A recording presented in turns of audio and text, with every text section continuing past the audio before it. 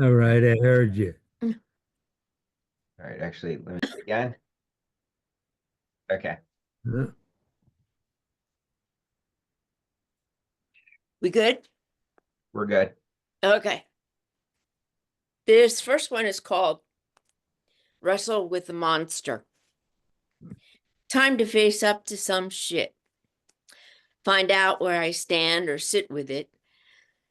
Just got hit in the ass by a Volkswagen Beetle with the promise of a runaway train to follow the bump in the rear.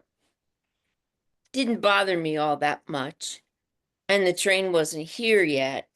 So my dilemma is, do I worry about what's going to happen or just go about my business until something actually happens and worry about that shit when it's real? Don't die a minute before you have to. At least that's what the music tells me. Okay, thank you, Joanne. That's by our host. Very nice. Isn't that what parasites attach themselves to? Our host, yeah. And cousin, I'm holding my own here. Okay.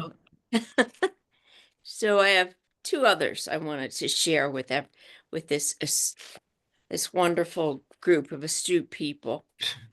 Um, How about us? this one's called Thank You, My Allies. When you call me by the name and pronouns I adore, you give me a gentle, warm, Uh-oh.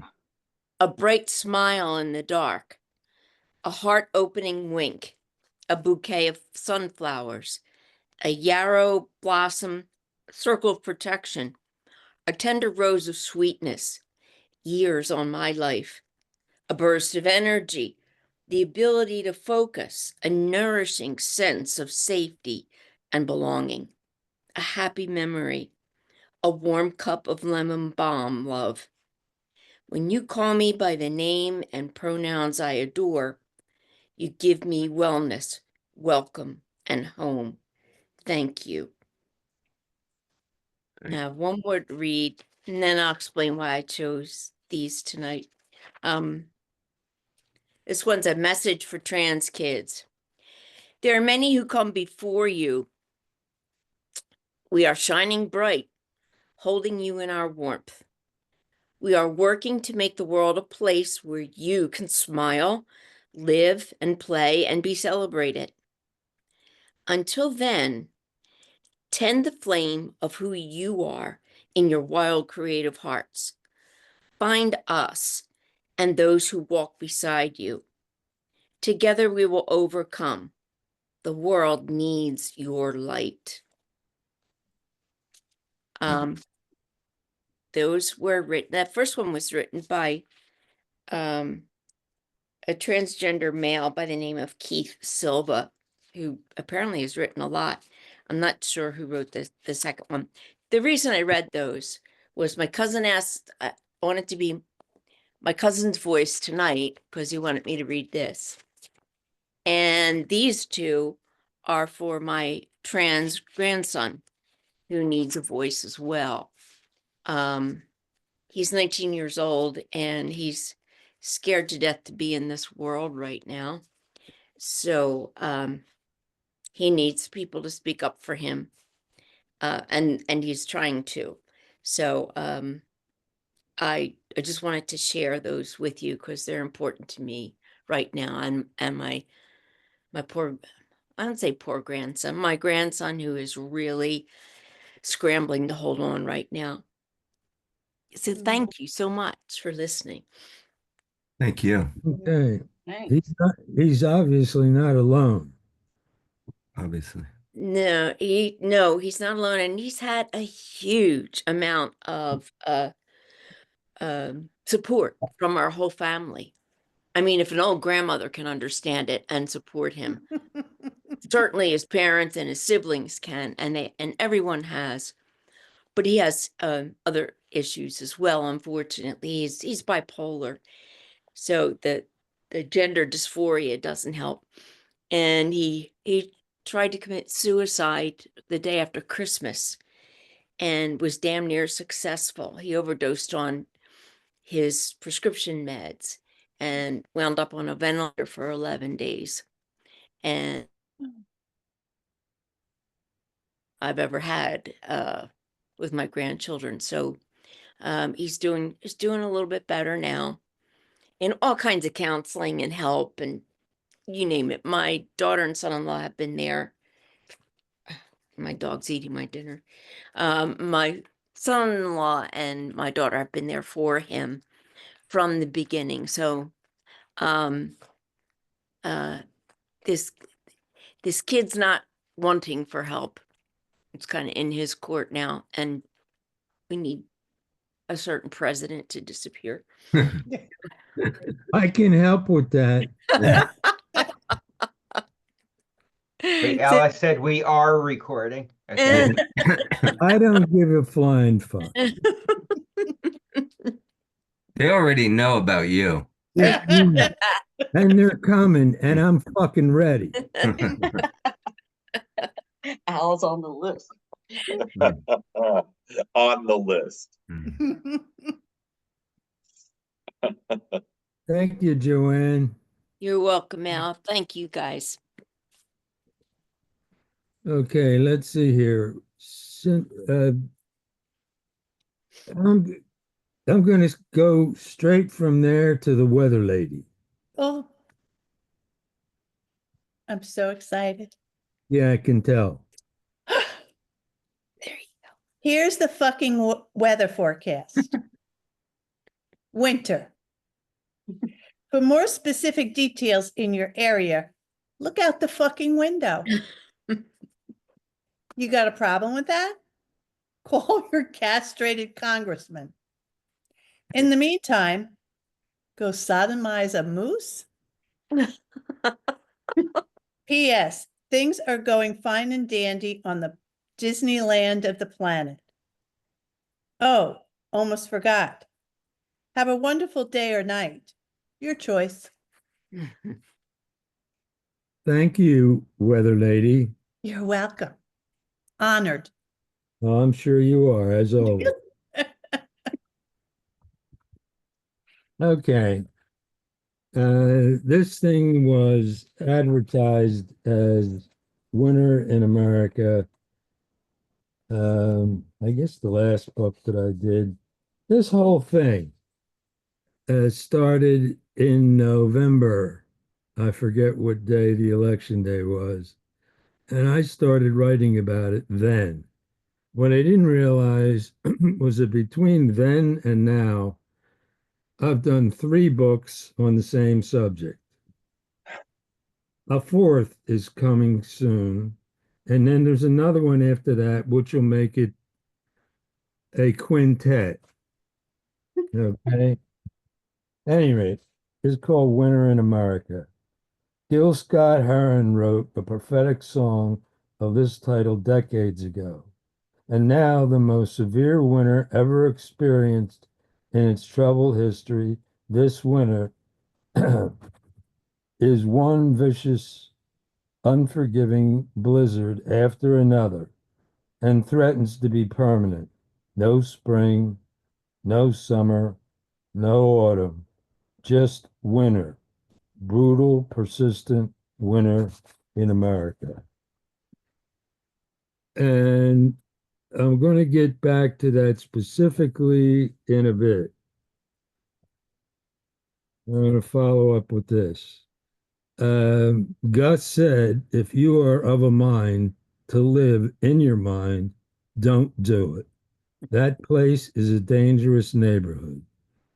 We'll wind up in trouble with every visitation. We'll twist, misdirect, and distort all thought until lost in the eerie black of night. Create anxiety, resentment, lead down dark alleys of depression. If you know what's good for your ass, don't do it. Don't go there. It will fuck you up. Gonna get mugged.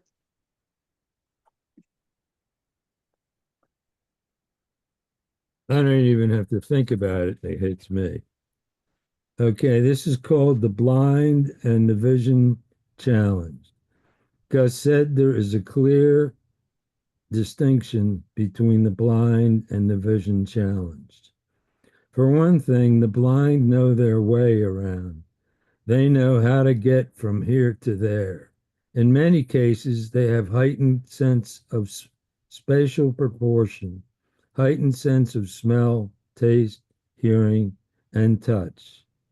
They become fairly good judges of character based on voice cadence, intonation, picking up on honesty, sincerity, and distinguish between empathy and pity. Whereas challenged individuals don't have a fucking clue about themselves, their surroundings, or anyone around them. Wouldn't know a friend if they tripped over one. Have no problem seeing, but misinterpret every goddamn thing they see. They hear, smell, and taste or feel bastards are hopeless motherfuckers and need to be taken out behind the barn and put out of their misery. End of poem. Okay. Uh,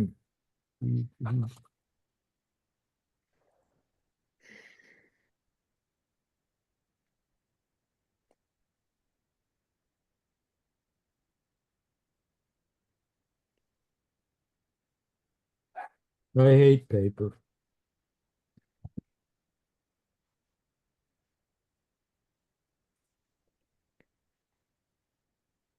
Okay, this is for the weather lady. Hey girl, didn't you know I was searching for you in my dreams in Philadelphia, PA, when I was 5, but you hadn't been born yet? And again, when I was 12, but you were only 7. And again, when I was 17, but you were only 12. At 19 and 20 and 21 and 22, I scoured the streets, college campuses, clubs, and night bears, not Jesus, bars. But you were only 14 and 15 and 16 and 17 and living on Long Island, New York. End of poem. Yeah.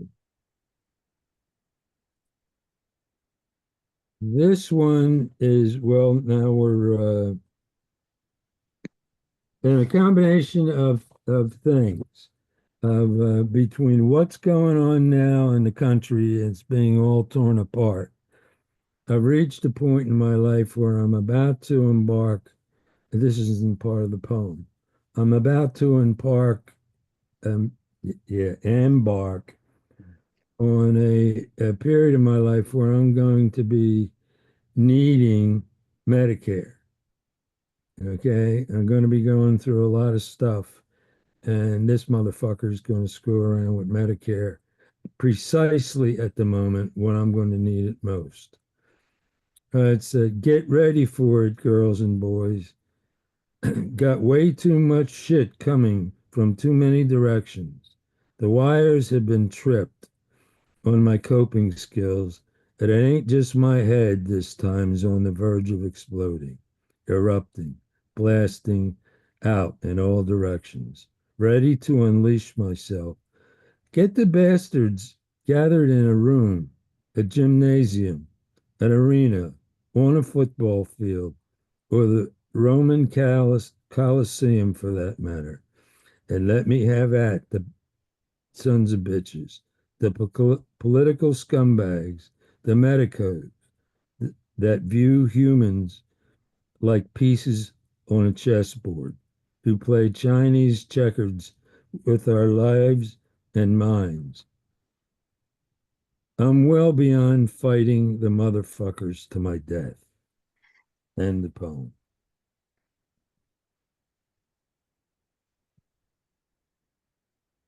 I'm about to submit a book. to the publisher that's called, what the fuck is it called? Better Seek Solace in the Moon. And I've already started on a book after that that's called Pineapples and Hand Grenades. This is called Pineapples and Hand Grenades. Maybe this year she'll get me that crate of hand grenades I've been bugging her about.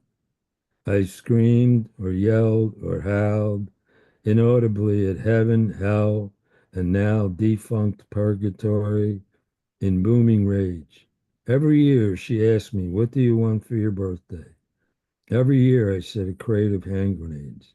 And every year she gave me pineapples. Fucking goddamn pineapples.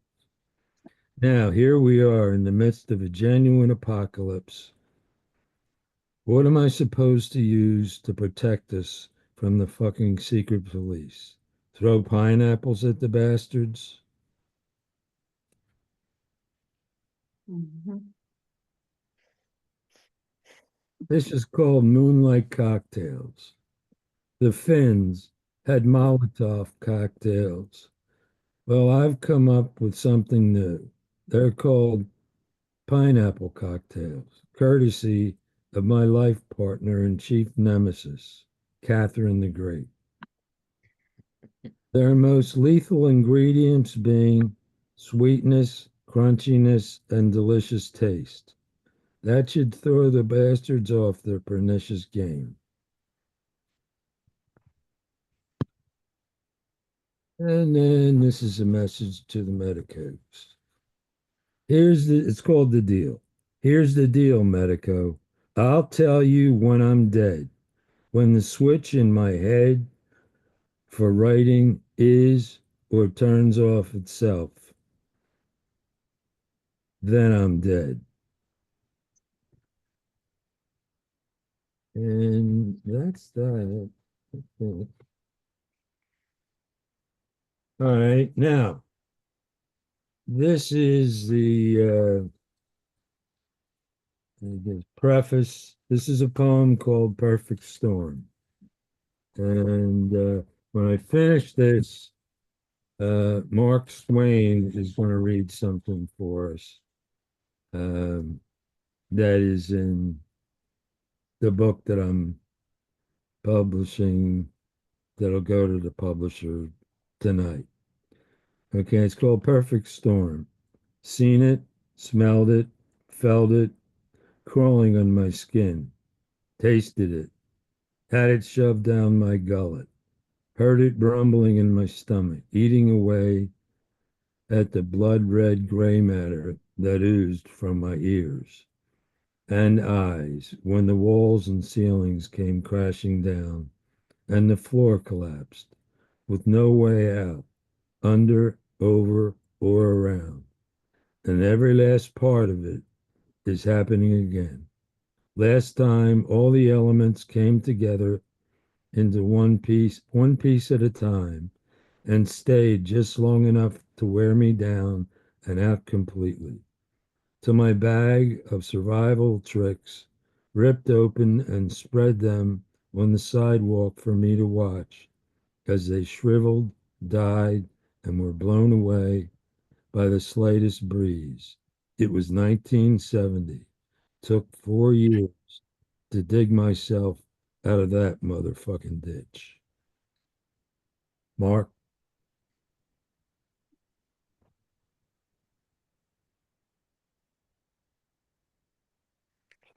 you're on. I have a few. I have a few of them. I'm just going to read them. If I go too long, just cut me off.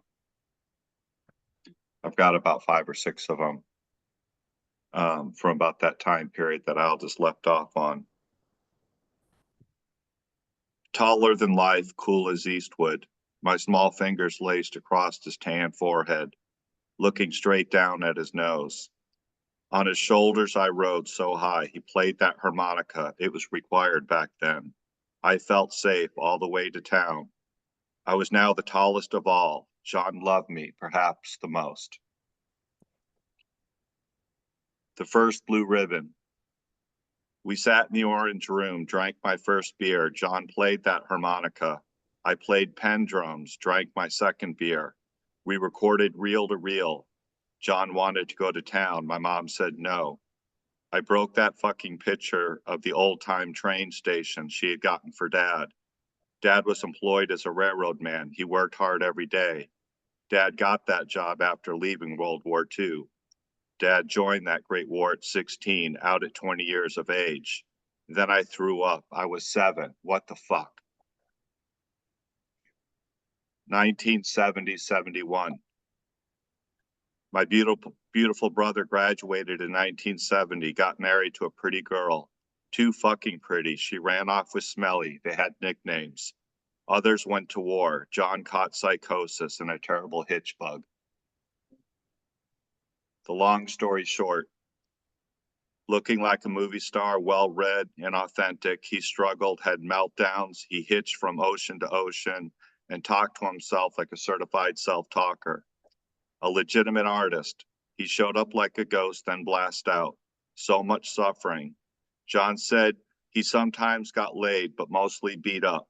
It went on for 30 years. He died behind the liquor store in Oceanside, where he had slept and suffered the last 10 years of his life. We couldn't find his ass. Meanwhile, he was in Surfer magazine. The people of Oceanside accepted him, befriended him, and marked his death with wreaths and flowers, but never knew his name or where he came from. But over his body, they figured it out and called his World War II veteran father and told him his son's journey had ended.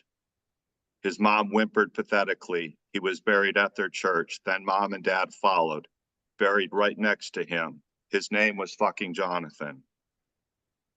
Time to split, little brother. John didn't leave, he split. He was gone for long periods, for lifetimes. He wrote letters starting, "Hello, Mother."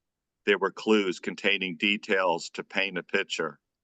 Then he came home and hugged me hard. We'd watch movies with no sound. He'd stay up all night and talk to himself. Then he'd melt down into the craziness.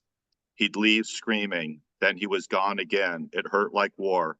I was too little to understand, so I wet the bed.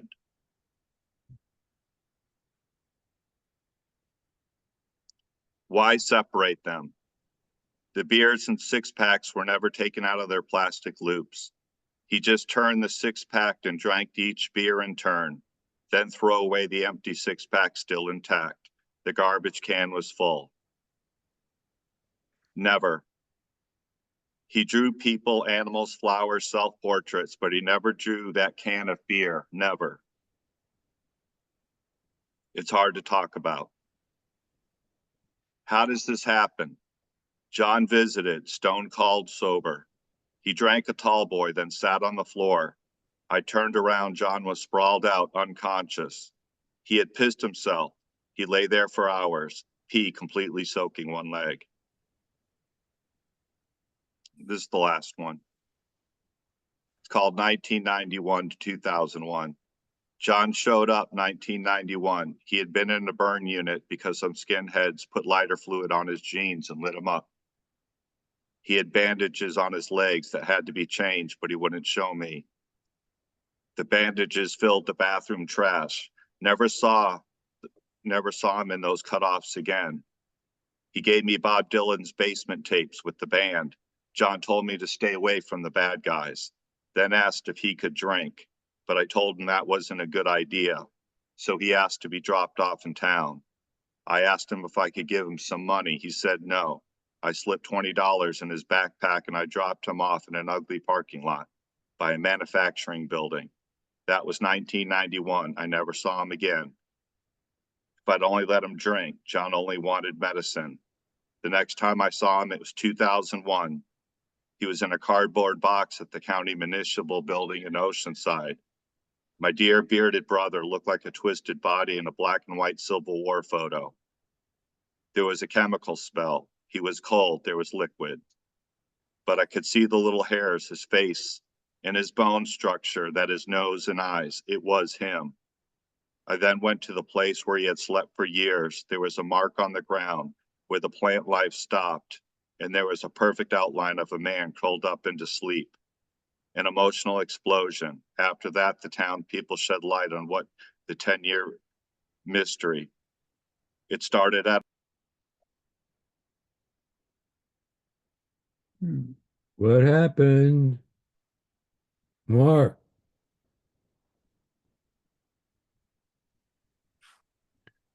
Well, Lost him. I'm waiting for him to reappear, for them to reappear.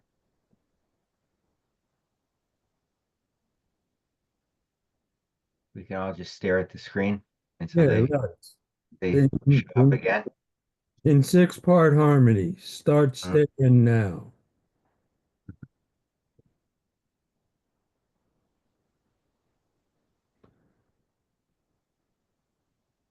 The universe has been pissing me off my whole life.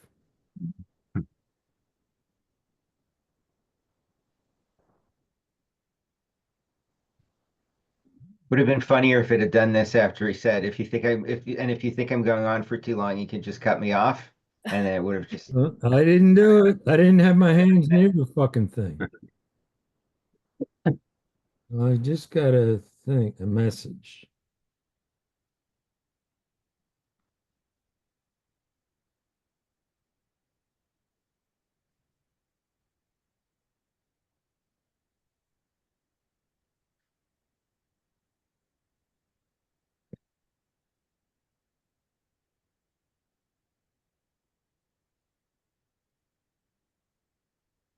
Okay, as my grandmother used to say, now what do we do?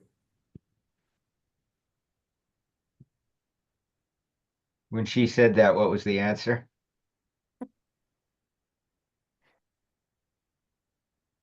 The answer was go fuck yourself.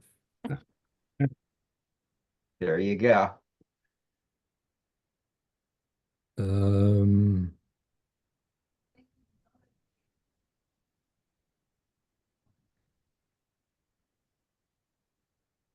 wait a minute. Live performance. What? I'm getting all kind of messages up here. Live performance audio off. I'm gonna hit OK and we'll see the whole fucking thing will blow up. Do you think he's still reading? I don't I don't know. My grandmother. Recorded. Live performance off. What No, the fuck does that mean? Do you have that showing up on your computer, Hop? Up Where is it? at the top on the right. Not on what, not on Live what I, live performance audio off. mm-mm. You don't get that. Only me. Yep. Well, I'm recording here, so I just have recording. Well, maybe I'm off. No, we hear you. If you hear me, you're probably hallucinating. I don't know. I don't get along with technology. It doesn't get along with me. If I had his phone number, I'd call him. What the fuck? Well, why don't we just go on and he'll, I will come back to him. yeah. Okay. Um,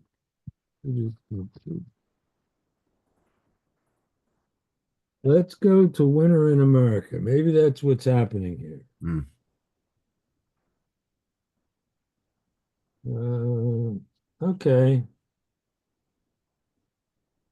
Barump Rump Man, the driver of the clown car with the clown train in tow, the clowns all toting flamethrowers have breached the city gates. They've already put the torch to the obelisk, the pyramids, the hieroglyphic documents of the high priest, the apse, Cleo, and her lover. They've even declared war on breakfast. Hmm. Okay,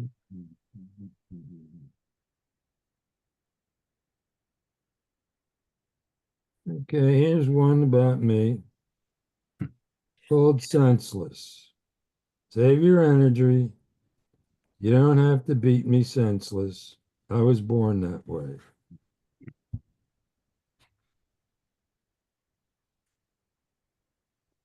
Okay, this is called Stooges. It ain't the Three Stooges. It ain't the Marx Brothers. It ain't the Keystone Cops. It does resemble a Chinese fire drill or wild ass anarchy. It's precisely planned chaos. They call it flooding the zone with brush fires, firecrackers, and shiny objects. Will they strip us down and fuck us up the ass?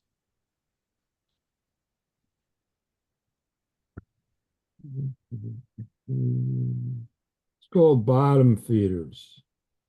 Catfish have more integrity. End of poem. It's called rock.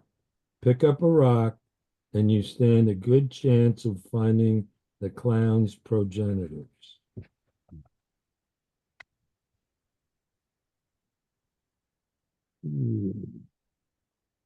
On the upside is the name of this one. On the upside, there should be lots of room for parking lots once all them pesky government buildings are gone.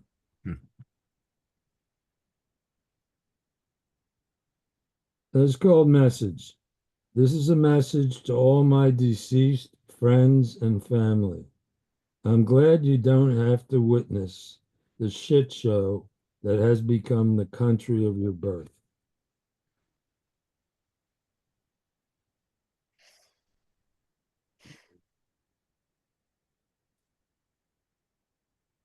This is called Benito Trump. Benny's on a rampage, on a slash and burn mission to bring the house down, shaking the tree until the cinder blocks come falling.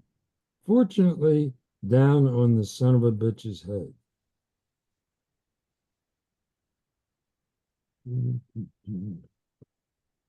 Al, look who's back. Ah, Did there we go. you know that somebody threw a blanket over you? Yeah, my fucking computer decided it was going to do updates. Figures. That sounds familiar. Were you near finishing when you were cut off? I think so. I think you just missed the last one, All but I right, can say, do the last one. okay. Okay.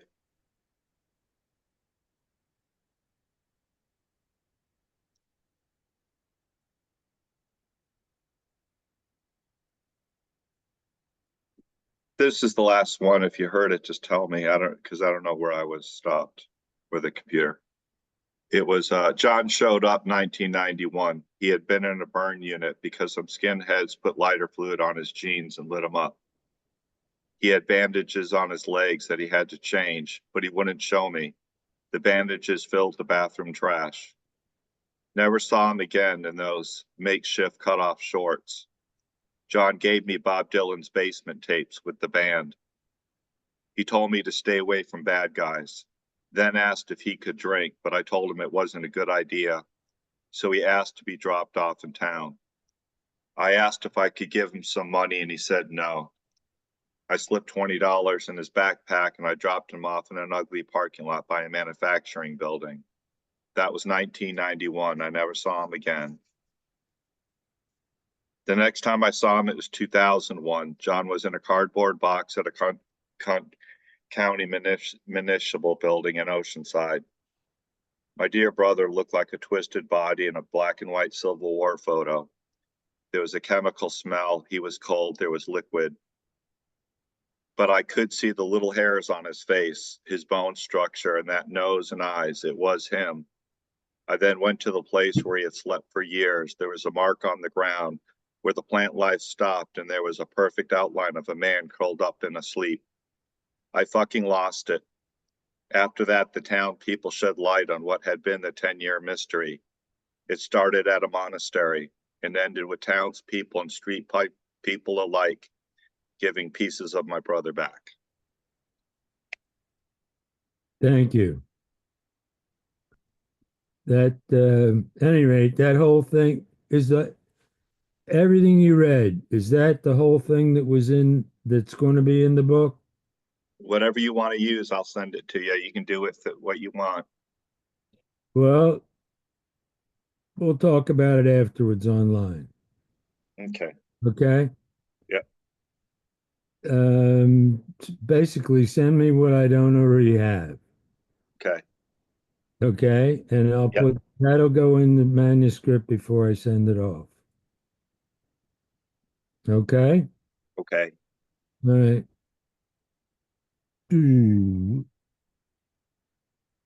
Tiffany, Yes. do you Okay. have anything you'd like to read? I got some collateral damage and some winter in America stuff I like a lot. Go for it. From the winter in America. It is time. It is time right now. Yesterday, the street fighters, the brawlers, the scrappers to put their dancing shoes on and get it on. I like that. I did too. Warning! Be careful, be wary, be watchful, be leery, be suspicious, be distrustful, be skeptical, look back over your shoulder. It just might be America who's got your back. I like the picture that came with it. Oh, that's by Herb. And then the other one comes out of the collateral damage. The bottom 10%. Gus said he is a permanent resident of the bottom 10% of the population of America who are longtime addicts to mind-altering substances, who live in the basements or attics of anonymous buildings, who is mentally and emotionally defective with a list of specifics as long as a menu in a Chinese restaurant. Also, collateral damage, back to street life again. Gus said he's living back under streetlights along the empty sidewalks, living in a row house they now call a townhouse. Again, come full circle, the lonely streets, the mournful streetlights, the grass, the bushes, the trees from the bark, the ass who lives 2 doors away. I don't know who that is, but anyway. I'll take care of him. You take care of that ass. And then the other one is a different Al. His name is Al Chiotti, and he's a poet from where I'm from, here in Florida, Central Florida. And it's funny because he lives in a town called Tangerine, and this book is one of his books. It's called Tangerine Dreams. I also lived on the same, right off that same lake, Lake Ola, in Tangerine when I was 8. And so it's so funny how you go around in certain circles and you come across people that were in that same circle, and I've never met this guy, but he lives somewhere near where I live, so I don't know. Anyway, this is one from Tangerine Dreams by Al Chiotti. It's called Citrus Clay Roads. Red hawks light on live oak trees. Palm hearts beat the rhythm 3. Peace and calm and harmony along a citrus clay road. Why can't I lie in the sand? It's like hot glass melting in my hand. Should I drive through the sugar sand or bank the grass on the upper land? Clay roads come and clay roads go. The rain erases all below. Blue scrub jay and armadillo. Where are the citrus clay roads? Side-winding snakes has no feet. Oh, a side-winding snake has no feet. In clover patch, I take a seat. Hope and seed and here to eat along the citrus clay road. Nightshade black, bats above. The crickets cry I dearly love. Chuck widows in the cove, all along the citrus clay road. Stay a while, pitch a tent, sawgrass lettuce pays the rent. I dream of days no longer spent along the citrus clay road. Cool. Anything else? Short and sweet. That was it today. Okay. Let's see who we got. Uh, Pole or hop? Do you want to flip a coin?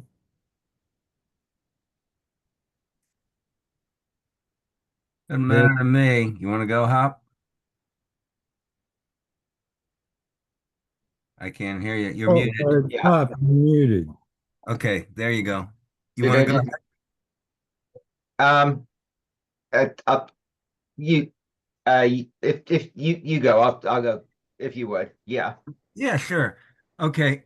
So, if it's all right, I wanted to read this email exchange that I had last month with an old friend of mine from high school who occasionally over the years we've exchanged poems. And last month it went back and forth a little bit. And it didn't start out on the subject of winter in America, but it got there pretty quickly. So he he uh he wrote to me.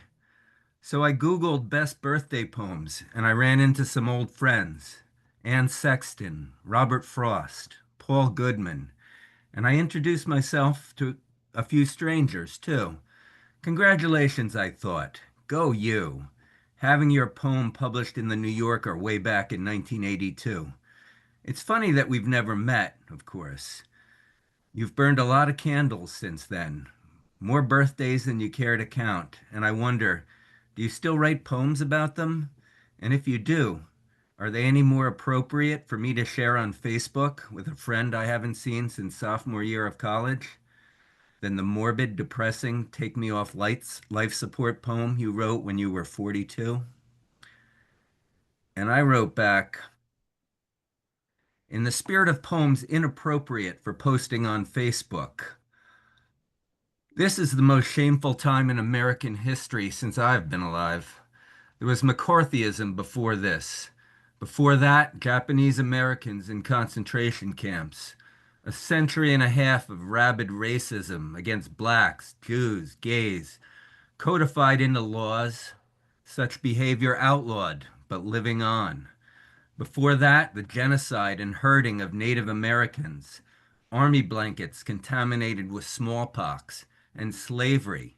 Slavery, yo. All horrific, abominable eras, made all the worse by the casual rug sweeping narratives. American murders made pure by the blood of Jesus. God bless America. Sing the songs, wave the flags, cream your jeans when they do a flyover at the stadium. Support your local police, no matter how many unarmed black men they shoot down. Poor white people having to deal with snowflake woke culture. Ah, but your hero has emerged. Racism is okay again. More than that, encouraged. Greed, selfishness, lack of empathy, bigotry of all kinds are back in style. And most of all, ignorance. Ignorance is all the rage. Burn books. Don't read them. Don't think for yourself. Believe what you hear on Fox News or any of the ludicrous right wing conspiracy theory waving propaganda sites. Ignore facts. Call it fake news. Deep fake. Claim God wants a white straight male America because the Almighty doesn't like gays, transgenders, blacks, Mexicans. That's obvious. But he does like guns very much and he wants you to have more. That's why he created the Second Amendment in the book of Leviticus. And as I write these words of heavy sarcasm, I know that there are some of you that actually believe, like really, really believe, that God doesn't like some people. And that makes me want to cry while vomiting. We could call it cromiting. And he wrote back, it's going to be a rough few years for poetry. Who can write about love or passion? Who can bring back with words the smell of grandma's house or the songs our cousin played on AM radio, counting down the hits that still to this day put the poet in a twin bed at night beneath posters of football players, the Marx Brothers, and the Beatles? But now the poet listens to AM radio in the car and can take no inspiration from the battle lines being drawn or the artless, dull, and hateful words that have replaced Harry Chapin's Taxi and the nitty-gritty dirt band's Mr. Bojangles. His dog up and died. He up and died. After 20 years, he still grieves. But a moratorium on beauty? The poet can't support it. But now, at least for today, he puts down his pen and he puts down his coffee and he closes his laptop and he closes his eyes and he doesn't write a poem. And if you're thinking, well, what is this then? I'll tell you what. It's a paragraph, just a paragraph. And I wrote back, I've never been a poet really, just a ranter, one who rants, of or relating to ranting. So this period is full of opportunity for me. Love and beauty are our birthrights. We hold these truths to be self-evident, almost overlooked, almost taken for granted. When love and beauty are evident, I have a faint smile. Things are as they should be. When they appear to disappear, I rant. I'd rather be a poet, really, but maybe that is a little further up the evolutionary scale than I have gone. Or perhaps to know love and beauty, you have to see what it is not. The world is demonstrating not love, not beauty right now. And he wrote, what is a rant but a poem without pretense? Drop the artifice and get to work. These are the words we need to hear. This is the punctuation we must ignore. Run on, without commas or periods, my friend. Write like a street corner prophet. Forget the pencils, forget your phone. Write with a megaphone. And when you see them cross the street to avoid your wrath, turn up the volume and raise your voice above the horns and the sirens and the beep, beep, beep of the bulldozers in reverse. It's not important that they listen, but it's vital that you rant. So rant away. And if you call it poetry, or if you call it sedition, or if you call it the word of God, it doesn't matter because it won't change a thing except the wind. And that was where it ended. That probably is where it does end. Yeah. Hmm. All right. I'll go for a little bit more. Let's see. This is the book that came before winter, and it was called Fire in the Hole.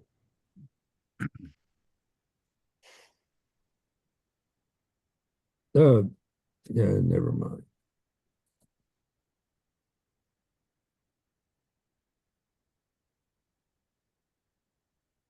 Okay, this is called This House. This house is burning down. Got a fire in the hole. The beginnings of a neo-Nazi shutdown. Big time ethnic cleansing. Takeover of all media. Representation for the new permanent regime. It's called Trying. She's trying to survive the apocalypse. A trip to the ice cream shop, taking the dog out for an evening walk, trying her best to keep the panic locked inside. She doesn't do that actually because she's become a regular protester. She's been out on how many? She's been out on 5 different protests, 2 of them in front of a local congressman's office, who called the cops on them, and the cops turned out getting along very well with the protesters. Nice. Good for you. So this is a person who didn't want to have anything to do with politics, and she's turned into a fucking radical. Yeah. At any rate, Disneyland is now officially the internationally famous. Okay, it is. It's now officially the internationally famous Disneyland of the planet, and it's closed. Not for renovation, not for maintenance, but for shuttering for good, like an outdated mausoleum. Mickey Mouse has been seen being taken away in irons.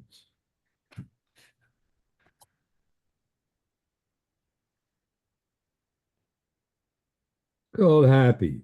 Happy Saturday, fuck Sunday. Monday, Tuesday, Wednesday, and Thursday. Friday is passable and sometimes not bad.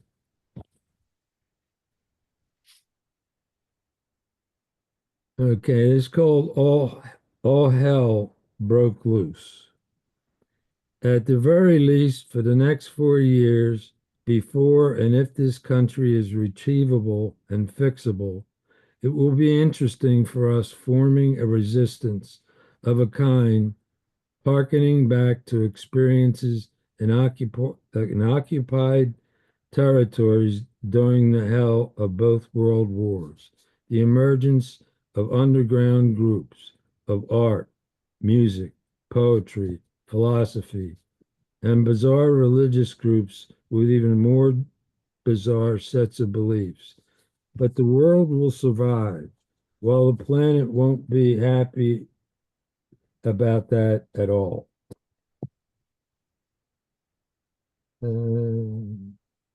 Let's see. Enemy of the state. Just been informed I've been declared an enemy of the state as a known member of the enemy without a parking permit. I'll be prosecuted of being a royal pain in the ass and an whoa, inveterate asshole. I intend to plead guilty to both charges.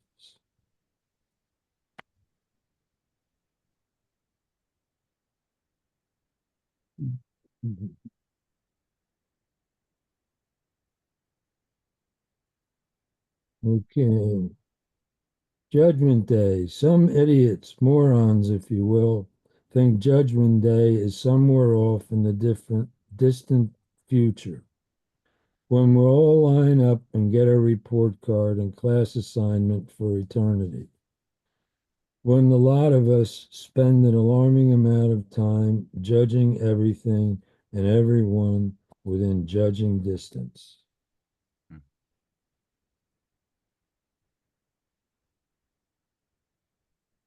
It is called Fuck 'em All, a love poem. Fuck 'em. Fuck all your friends. Fuck your aunts, uncles, and all your cousins. Fuck your classmates and your teachers. Fuck the stew bums. Fuck the politicians. Fuck 'em all. Fuck the pigs and cows and all the other animals on the farm. Fuck everyone you go. Fuck everyone you can, and go fuck yourself as well. This is called Buddha. Buddha once said, all things are as they should be. Fuck him.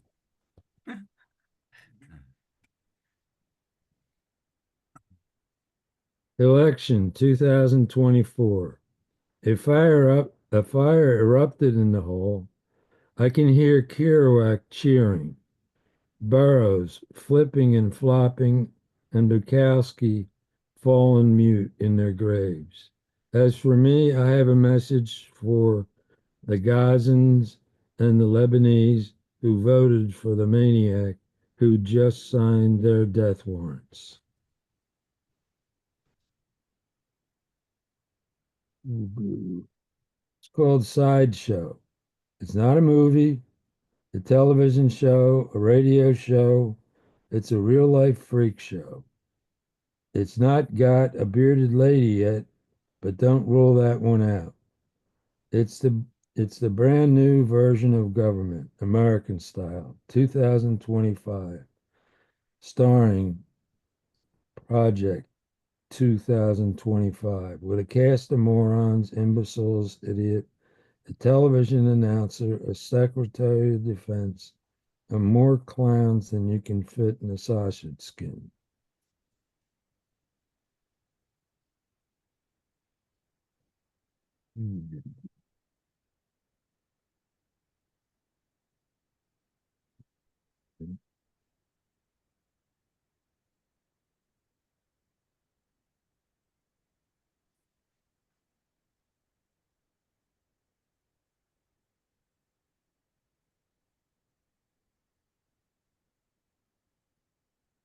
I keep forgetting how old I am. I keep forgetting that I'm in the red zone, getting closer to the end zone,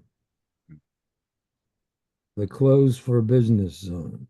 I keep forgetting that my legs are shut, my back hurts, I have cataracts in my eyes, high blood pressure, and diabetes. The time is running out on the game clock, and I've got 4 more books to write after this one. I keep forgetting these things because my brain thinks I'm 12.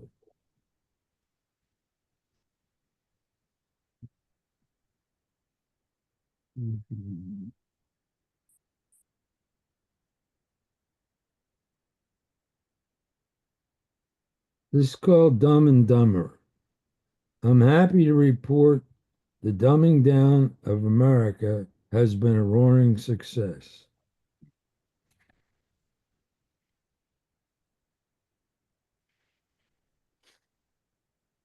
Okay, it's called People.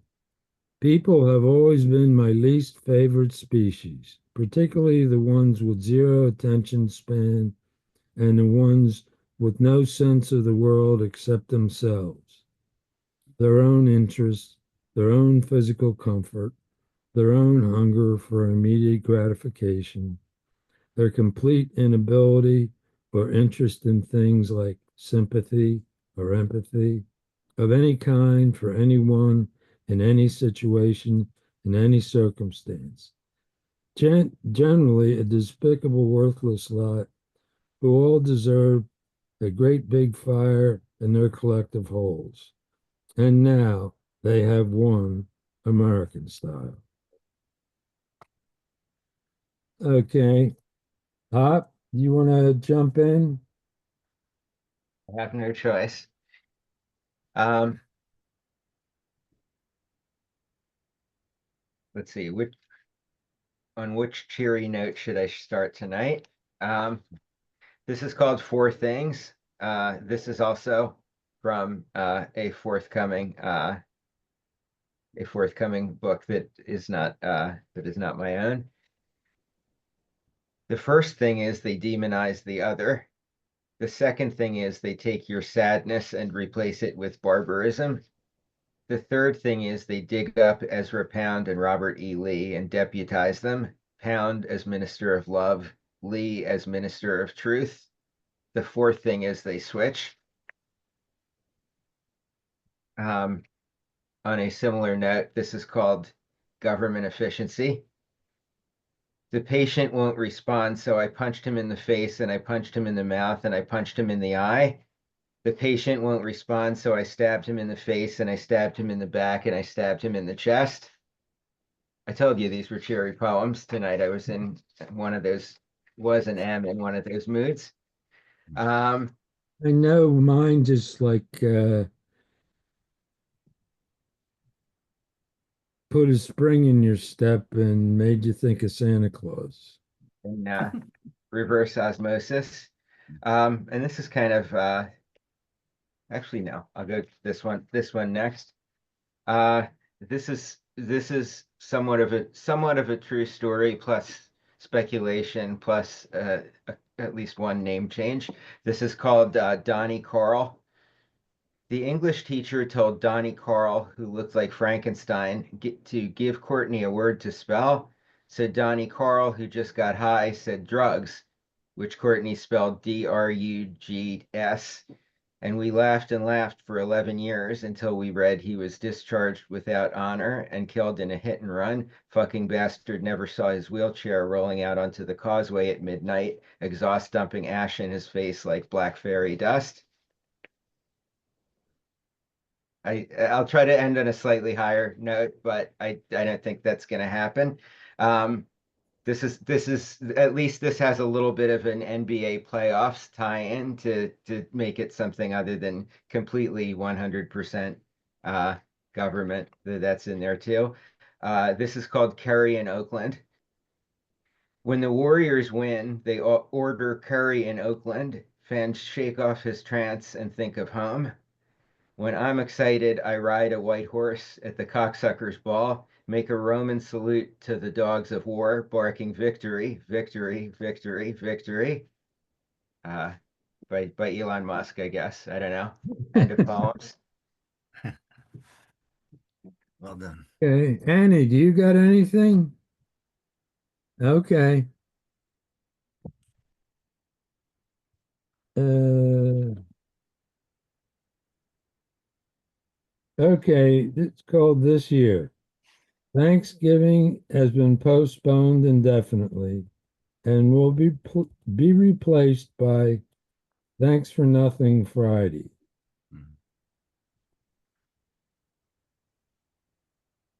It's called A Minority of One.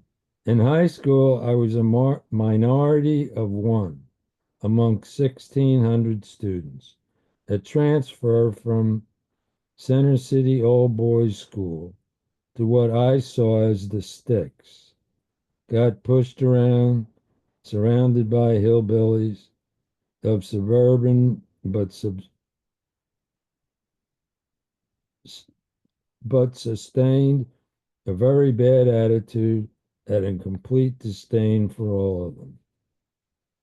So going back to high school, I was a cynical son of a bitch.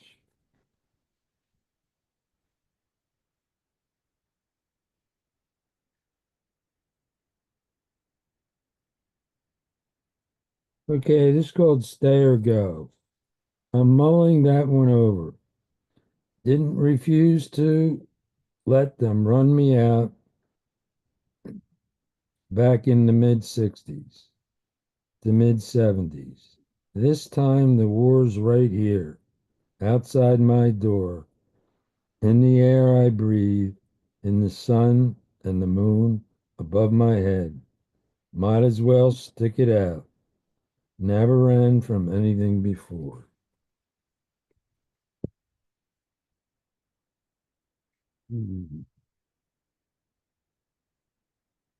Okay, this is called Thumper.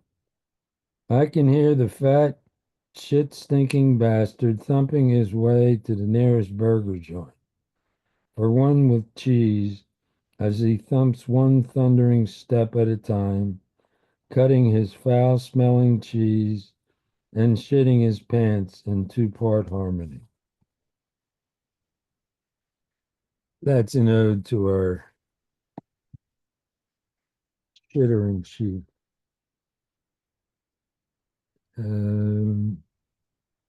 Everything in its place. Looks. Let's look at Nazi Germany. Shit economy, no jobs, currency worth next to nothing, and just in time, someone to blame. The citizenry voluntarily turning over their rights to the state for their own protection, and off they went into a dizzying period of history. Any of this sound familiar? In this can't happen here, Disneyland of the planet. Every necessary piece of this folly has already been set carefully into place. And the sad fact is that the lambs are of the mind. If you can't see it, it doesn't exist, like cancer and heart disease.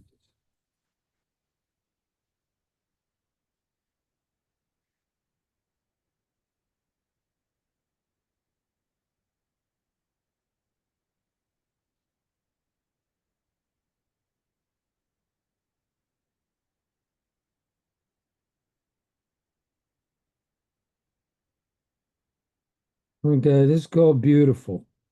It was a beautiful summer night. The fireflies were burning down the forest. End the poem. That's the first time I said that this whole fucking reading. End the poem. Did anybody miss that? I know I did. No. This is called Noble Aspiration. Tried to be a poet one day, but was stopped in my tracks when I remembered that pigs actually can fly, and gave up on the idea of trying to be a poet.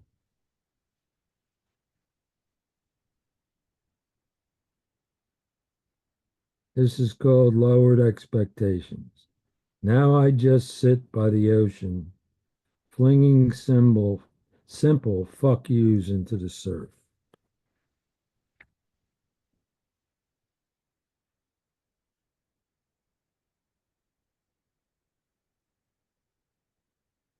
Well, sometimes I forget for more than a minute that the soul music I loved was born of such times as these.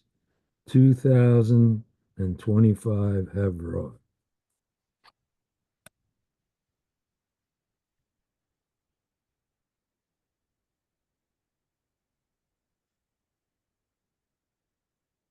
This is called a Confederacy of Clowns. I was going to use dunces, but that John Kennedy O'Toole used that. And I don't know if have any of you read that book? Kathy read that book. All right, at any rate, he wrote the book, he sent it out to every fucking publisher in the world, and it got rejected by every fucking publisher in the world. And he committed suicide. And after he died, his mother I think took it to somebody at the University of Georgia. And finally, the thing got published and won every fucking literary award there is to give. Shows how much editors know. Oh, I guess I'll read the poem now. There's a would-be dictator president of Never Never Land who wears a baseball hat when he goes outside to keep his hair from flying away. A colossal asswipe, a morbidly obese glutton, abuser of everything in his reach, including, but not limited to ketchup, with a posse of pinhead, media darlings, TV personalities, delusional dickwads, monkey spankers, whore masters, sexual predators, pig fuckers, cousin fuckers, slime buckets, ass kissers, scumbag rat bastards, hell bent on burning down every motherfucking thing. I think I'll close with that. Okay, boys and girls. We tried hard to fuck this up beyond all recognition, but we only partially succeeded. Anybody got any parting comments? Anybody want to tell me to go fuck myself? No, but I want to say hi to Annie. How are you? Mm, Good to see you. Good to see you. It's been a while. Good to see you. Yes, it always is. Okay, nobody wants any other fucking words to. Go fuck yourself. I'm getting off. Okay, I like it. I like it. Aw. Right? There you go. Somebody made a fucking decision. Yeah, glad you Perfect. are to see me now.